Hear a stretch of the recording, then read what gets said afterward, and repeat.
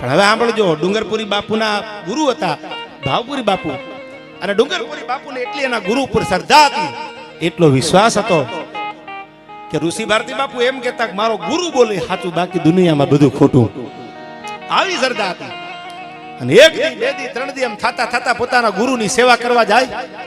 સેવા કરીને જ્યારે ડુંગરપુરી બાપુ વળતા વળે એટલે ભાવપુરી બાપુને એટલું કહેતા કે બાપુ ભગવાનને ભાળ્યા છે તમે? કે ના. કે કોક દી ભગવાનને ભાળો તો મને કહેજો, મારે એના દર્શન કરવા છે.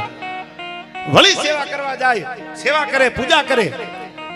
ખાન પડે પોતાના ઘરે આવવાનું ટાણું થાય એટલે પાછા ડુંગરપુરી બાપુ ભાવપુરી બાપુને એટલું કે બાપુ ભગવાનને ભાળો ને ક્યાંક ભેળા થાય ને તો કહેજો, મારે દર્શન કરવા છે એના. આવું એક દી, બે દી, ત્રણ દી નહીં, 12 વર્ષના વાણા વ્યા ગયા.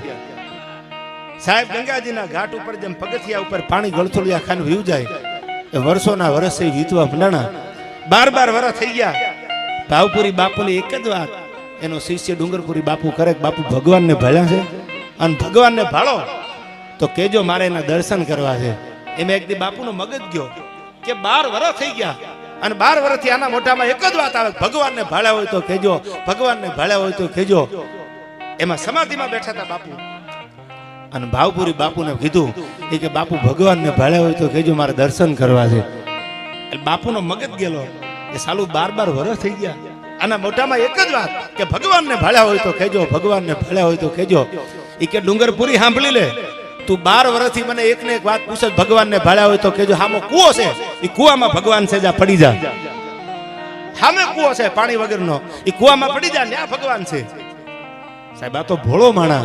આપણે ઘણી વખત કહેતા હોય ભોળાનો ભગવાન હોય. યાર એને સદગુરુને પૂછું, પોતાના ગુરુને પૂછું કે ભગવાન ભાળ્યા છે, ખામો કૂવો છે, કૂવામાં પડી જાય, ભગવાન મળી જાય.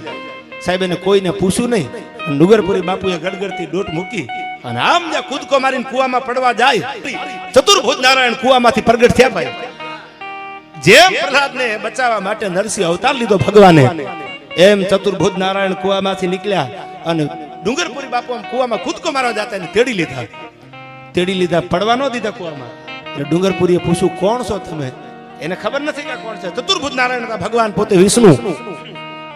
કે કોણ છો તમે? કે ભગવાન છું. તને તારા ગુરુએ કીધું ને કૂવામાં પડી જા, ભગવાન છું, ભગવાન છું, તને કૂવામાં પડવાનો દઉં, તું મારો ભગત છો? એ કે હું ન માનું તમે ભગવાન છો. સાંભળજો ગુરુ અને શિષ્યનો પ્રેમ કેવો હતો, અને સદગુરુ કોને કહેવાની વાત તમને કરી દઉં. ગુરુ પૂર્ણિમા છે આજ, એટલે કીધું એને કે હું ભગવાન છું, કે હું માનું નહીં. કે તો પૂછી લે તારા ગુરુને, તને પડવા થોડો દઉં. કે તો મારા ગુરુ કે તો હું માનું. તો કામ કરો, તમે ભગવાન હોય તો ઘડીક ઉભા રહ્યો, હું મારા ગુરુને લઈને આવું છું અને મારા ગુરુને તમારી સામે ઉભા રાખું અને મારા ગુરુ કે ભગવાન છે તો વાત સાચી, બાકી બધું ખોટું. આટલી એને પોતાના ગુરુ ઉપર શ્રદ્ધા અને વિશ્વાસ હતો. એનું નામ હતું ડુંગરપુરી. અને એટલું કીધું ભગવાનને ગુબાર્યો, ચતુર્ભુજ નારાયણ ને વિષ્ણુ ભગવાનને.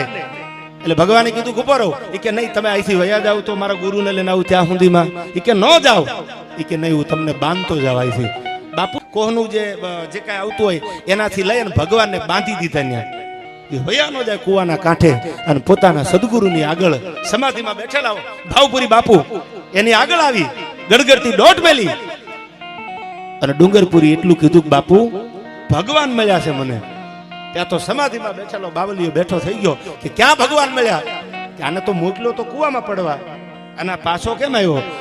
કે મને ભગવાન મળ્યા છે, હું કુવામાં પડવા જાતો, મેં કૂદકો માર્યો. ત્યાં ચતુર્ભુજ નારાયણ કોક બહાર નીકળ્યા, મને તેડી લીધો. મેં પૂછ્યું કોણ છો? કે મને કીધું ભગવાન છું. એટલે હું પાકું કરવા તમારી આગળ આવ્યો. તમે તો કયો કે ભગવાન છે કે નથી? કારણ કે અમારા ગામમાં પેલા વ્યાસ રમવા આવતા, અને વ્યાસ રમવા આવે ત્યારે નાટક કરતા કરતા વેલે. તો મને તો એવું લાગ્યું કે કદાચ એવા કપડાં પહેરીને આવ્યા છે ને હવારમાં વેહ ઉતારી નાખે, આવું બન્યું હોય. એટલે મને ભરોસો ન આવ્યો. એ કે આ મારો ભોળો શિષ્ય છે, જવા તો દે, કે ભગવાન આવ્યા તો નથી ને. એ ભાવપુરી બાપુ સમાધિમાંથી ઉભા થઈ ગયા અને બાવડું ચાલી અને ડુંગરપુરીનું હાલ્યા જાય. ત્યાં તો ચતુર્ભુજ નારાયણ ભગવાન વિષ્ણુને દોરડે બાંધેલા અને જોઈ અને પગમાં પડી ગયા. અને સાહેબ પગમાં ભગવાનને પડ્યા એટલું નહીં, પોતાના શિષ્યની સામે લાંબા હાથ કરીને ભગવાન હાથ જોડ્યા. ભાવપુરી બાપુ, હે ડુંગરપુરી, તે મને ભગવાનના દર્શન કરાવ્યા, આજ ચતુર્ભુજ નારાયણના દર્શન કરાવ્યા. અને થામાં ભગવાન ઉભા હતા, આ બાજુ પોતાના ગુરુ હતા. સાંભળજો આ ભોળા ભગતની તાકાત કેવી હતી. એને હાથ ચાલી લીધા, પગે એના પડ્યા અને ડુંગરપુરી એટલું કીધું કે ગુરુ ગોવિંદ દોનો ખડા અને કિસકો લાગુ ભાઈ બલિહારી ગુરુ આપકી જેને ગોવિંદ દિયો બતાય. તમે જો કુવામાં પડવાનું ન કીધું હોત તો ભગવાન થોડો મારી સામું હાલત. એ તો મારા ગુરુએ કીધું ત્યારે મને ભગવાન મળ્યો છે, અને બાકી મને ભગવાન ન મળ્યા. સાખી તેદી લખાણી છે ડુંગરપુરી બાપુને, અને ઇતિહાસ આખો છે આની પાછળ. હવે સાંભળજો, સમજદાર છો એટલે કહું, તમને મને ભગવાને પાત્ર ભજવા મળ્યા છે યાર. કોઈને સાધુ બનાવ્યા, કોઈને કલેક્ટર બનાવ્યા, કોઈને કલાકાર બનાવ્યા, કોઈને શ્રોતા બનાવ્યા, કોઈને રાજા બનાવ્યા,